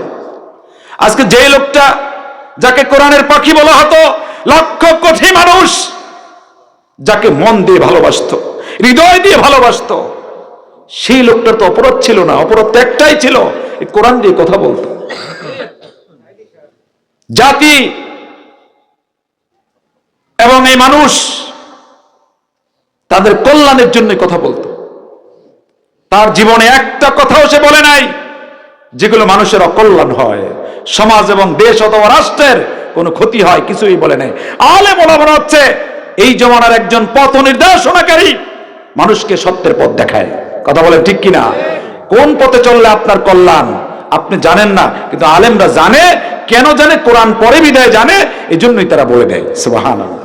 যুবক, আজকে যদি বলি মাত নেশা আছে না নাই? নেশা কি হালাল না হারাম? নেশা হারাম, কিন্তু এই কথা বলে ঠেকানো যাবে না। এই জন্য যাবে না, যারা এরা নিয়ন্ত্রণ করে, যারা রাষ্ট্রের ক্ষমতায় থাকে, ওই দলের নেতা যারা থাকে, তারাই এইটাকে নিয়ন্ত্রণ করে। এই জন্য এটা দূর হয় না। কি হয় না? দূর হয় না। ওই অফিসারদের গাড়ির পিছনে ইয়াবা, গাঁজা, ফেন্সিডিল এর বস্তায় বস্তায় ওই পতাকাবাহী গাড়ির পিছনে ঢোকে। এই জন্য গুলো বন্ধ হয় না। কোন মদখোর দিয়ে, যে নিজে মদ খায়, তাকে দিয়ে আপনি মদ দূর করতে পারবেন? বেনামাজি দিয়ে নামাজ কায়েম করতে পারবেন? যে সুদের ব্যবসা করে, তাকে দিয়ে যাকাতের বিধান এটা কায়েম করতে পারবেন? যে বেপরদায় থাকে, তাকে দিয়ে পর্দার বিধান চালু করা যাবে? যাবে না। সুতরাং বুঝতে হবে, যদি দিন কায়েম করতে হয়, নামাজ যদি কায়েম করতে হয়, যাকাত যদি বাস্তবায়ন করতে হয়, তাহলে যিনি যাকাত দেন এমন মানুষদেরকে ওইখানে দিতে হবে। ঠিক ঠিক কথা বুঝে আসছে? আজকে একদল তরুণ যুবক আজকে রেডি আছে, প্রস্তুত আছে। যদি তাদেরকে এই সমস্ত জায়গায় বসানো হয়, তাহলে তারা নামাজ কায়েম করবে, যাকাত আদায় করবে, তারা শরীয়তের বিধান পালন করবে, মদকে চিরতরে বিদায় করে দিবে। ভাইরা আমার, এক বাবা বলতেছে আমাকে, হুজুর আমার সন্তান আমাকে মেরেছে, আমার ছেলে আমাকে মারছে। কেন মারছে? হুজুর একটা FZ না 3Z কি জানি বড় দামি মোটরসাইকেল, 2.5 লক্ষ টাকা দিয়ে আমরা মোটরসাইকেল কিনে দিছি, সেই গাড়ি বিক্রি করে সে নেশাগ্রস্ত হয়ে গেছে, সে জুয়া খেলায়, আমার টাকার গাড়ি বিক্রি করে জুয়া খেলায়। এইটা আমি বললাম কেন? এই জন্য আমারে মারছে। বাবাকে মারছে সন্তান, এটা চিন্তা করা যায়? ভাইরা আমার, অনেক বাবা আছে এই সন্তান দ্বারা এইভাবে নির্যাতিত। আমাকে এটা না করে দিলে আমি বিষ খাবো, না করে দিলে আমি গলায় রশি নিব, আছে না নাই? কি আজীব ব্যাপার। বাবা তুমি কেন বোঝো না? প্রত্যেক বাবাই তার সন্তানকে তার কলিজার চাইতে বেশি ভালোবাসে। বাবার যদি সাধ্য তাকে দিবে, কিন্তু তার উপর জোর করো কেন? বাবা মনে রাখবা, রিদার রব্বি ফি রিদাল ওয়ালিদাইন ওয়া সাখাতার রব্বি ফি সাখাতিল ওয়ালিদাইন। পিতামাতার সন্তুষ্টি ছাড়া কিয়ামতের ময়দানে তুমি জান্নাতে যেতে পারবা না। মনে রাখো যুবক, তোমার মায়ের পদতলে সন্তানের ভেস্ট। মনে রাখো স্ত্রী হিসাবে তোমার স্বামীর পদতলে তোমার ভেস্ট। কথা বলেন ঠিক কিনা? এই জন্য বাবাজিরা আমার, আমরা কি চাই আমাদের দেশটা সুন্দরভাবে, মানে আমাদের দেশে এই কোরআনী শাসন ব্যবস্থা কায়েম করার করে আমরা সুন্দর একটি সমাজ ব্যবস্থা চাই? ইনশাআল্লাহ চাই। তো কে কে চাই? লিল্লাহে তাকবীর। আল্লাহ তুমি কবুল করো, সকালে বলেন আমিন। আমরা চলবো ওই পথে, আলেমরা চলে যেই পথে, আমরা চলবো সেই পথে, ওলামায়ে কেরাম চলে যেই পথে, আমরা করব সেই কাজ, ওলামা কেরাম করে যেই কাজ। কথা বলেন ঠিক কিনা? কারণ তাদের ছাড়া তো আমরা জান্নাতে যেতে পারবো না। মনে রাখবেন, রাসূল বলেন যে মান হাব্বা সুন্নতি ইনদা ফাসাদি ফালাহু আজরুহু মিয়াতু শাহিদিন। রাসূল বলেন যে যে ব্যক্তি একটা আমার সুন্নাতকে পছন্দ করবে, ভালোবাসবে, প্রতিষ্ঠিত করবে, মৃত্যু একটা সুন্নাতকে জিন্দা করবে, কিয়ামতের ময়দানে 100 শহীদের সওয়াব পাবে। সুবহানাল্লাহ। সুতরাং সুন্নাত হচ্ছে, আজকে কোরআন আছে আলমারিতে, কোরআন আছে মসজিদে, কোরআন আছে মাদ্রাসায়, কিন্তু কোরআন নিতে হবে সংসদে। কথা বলে ঠিক কিনা? কোরআন নিতে হবে কোথায়? সংসদে নিতে হবে। কারা কারা রাজি আছেন আল কোরআন সংসদে নিতে চান? লিল্লাহি তাকবীর। আল্লাহু আকবার। আল্লাহ তুমি কবুল করো। আমিন। কারণ হলো কোরআন ছাড়া যদি রাষ্ট্র সমাজ দেশ চালাইলে শান্তি হইতো তাহলে নবীই পারত। কথা বলেন ঠিক কিনা? নবী কি পেরেছে? পারে নাই। নবী সোনার মদিনা করেছে এই কোরআন দিয়ে করেছে। কি দিয়ে করেছে? কোরআন দিয়ে করে। আসুন আজকে আমরা বাংলাদেশের প্রেক্ষাপটে সুন্দর একটি সমাজ ব্যবস্থা আশা করি সামনে একটা মক্কা বিজয়ের মতো একটা বিজয় আমাদের হয়েছে। আশা করি সকলে মিলে দল মত নির্বিশেষে এই কোরআন কি শুধু ইসলামী আন্দোলন যারা করে তাদের? এই কোরআন কি শুধু ওলামাদের? না, এই কোরআন সকলের। এদেশে আপনি যেই দল করেন, বিএনপি করেন, আওয়ামী লীগ করেন, জাতীয় পার্টি করেন, জামাত করেন, চরমনাই করেন, শাসনতন্ত্র করেন, সারসিনা হন, চরমনাই হন, যেই হন, কোরআন হলো আমাদের সকলের। কথা বলেন ঠিক কিনা? কোরআন মানতে চাই সবাই। এবং কোরআন আজকে আমার সর্বশেষ আপনাদের কাছে অনুরোধ হচ্ছে, লোকমান হাকিমের যে কথাগুলো আল্লাহ কোরআনে বলে দিয়েছেন, লোকমান যে সন্তানদের উপদেশ দিয়েছেন, আশা করি আগামী দিন আমাদের যিনি প্রধান বক্তা আছেন অথবা আমাদের আপনাদের এই এলাকার রত্নগর্ভ আমাদের কি বলে যে মহিউদ্দিন ভাই, তিনি অনেক ভালো আলোচনা করেন। আগামী দিন এই সূরা লোকমানের দ্বিতীয় অংশ থেকে, দ্বিতীয় রুকু থেকে আগামী দিন তিনি আলোচনা করবেন। আমরা সকলে খুব মনোযোগী হয়ে শুনবো ইনশাআল্লাহ। আল্লাহ আমাদের সকলকে তৌফিক দান করুক। এখানে অনেকগুলো কথা ছিল। সূরা লোকমানটা কেন নাজিল হয়েছে? এই জন্য যে দেখেন সেই এত বছর আগের কথা এই নবীর উম্মতদের কাছে নাজিল করেছেন, প্রয়োজন আছে বিদায়। কথা বলেন ঠিক কিনা? এবং লোকমানকে আল্লাহ জ্ঞান দিয়েছেন, হিকমত দিয়েছেন। এটা হলো মাতাউদ দুনিয়া কলিল। আল্লাহ বলছেন দুনিয়ার সব সম্পদ যদি কাউকে দেই সেটা হলো সামান্য, কিন্তু ইউতিল হিকমাতা মাইয়াশা ওয়া মা ইউতাল হিকমাতা ফাকাদ উতিয়া খায়রান কাসীরা। আল্লাহ বলেন আমি যাকে হিকমা দেই, জ্ঞান দেই, সেই হলো সর্বোত্তম কল্যাণ হাসিলকারী। সুবহানাল্লাহ। এইজন্য ভাইরা আমার, কোরআন পড়বেন, কোরআন সন্তানদেরকে পড়াবেন। আফসোস লাগে যে আমরা সবাই সন্তানকে ডাক্তার বানাতে চাই, ইঞ্জিনিয়ার বানাতে চাই, বড় বড় অফিসার বানাতে চাই। বানান, অসুবিধা নাই, হোক, কিন্তু আপনার ওই সন্তানের ভিতরে যদি কোরআন না থাকে, কোরআনহীন দেহ, ইন্নাল্লাযী লাইসা ফি জাওফিহি শাইউম মিনাল কুরআনি কাল বাইতিল খরিব। রাসূল বলেন তার হৃদয়ের ভিতরে কোরআন নাই, সেইটা হলো বিরাম বাড়ির মতো। যেটা বাড়ি আছে মানুষ নাই, ওখানে শয়তান যেমন বাস করে, ঠিক যেই হৃদয়ের ভিতরে কোরআন নাই ওই হৃদয়টা শয়তান দখল করে। কথা বলেন ঠিক কিনা? শয়তান তাকে পরিচালনা করে। সেই কারণে দেখেন রাষ্ট্রের বড় বড় জায়গায় বসেও যেহেতু কোরআন নাই, সেই কারণে হাজার হাজার কোটি টাকা দুর্নীতি করে রাষ্ট্রের সম্পদ তছরূপ করে। আজকে তারা কোথায়? কথা বলেন ঠিক কিনা? তাদের সম্মান ইজ্জত সবই তো চলে গেল। কথা বলেন। এই জন্য ভাইরা আমার, আমরা চাই, আমরা এরকম অন্যায় কেউ করতে চাই না। আমরা চাই সকলার কল্যাণ, সকলার ভালোবাসা, সকলার শান্তি, এটা চাই। আল্লাহ সেদিনই সকলকে শান্তিতে রাখবেন যেদিন ওই সমস্ত চেয়ারে, ওই সমস্ত জায়গায় এই ভালো মানুষগুলো, কোরআন পড়নেওয়ালা মানুষগুলো বসতে পারবে। সেদিনই সমস্ত জায়গায় শান্তি হবে, শান্তির বাতাস বইবে। এই জন্য চাই আপনাদের সন্তানগুলোকে আলেম বানাবেন। সবচেয়ে বড় সৌভাগ্য ওই বাবা, যেই বাবার ইন্তেকালের পরে তার সন্তানটা জানাজা করাতে পারে। সুবহানাল্লাহ। জানাজা করাতে পারে, কোরআন পড়ে দোয়া করতে পারে, মোনাজাত করতে পারে। কি বলেন ঠিক কিনা?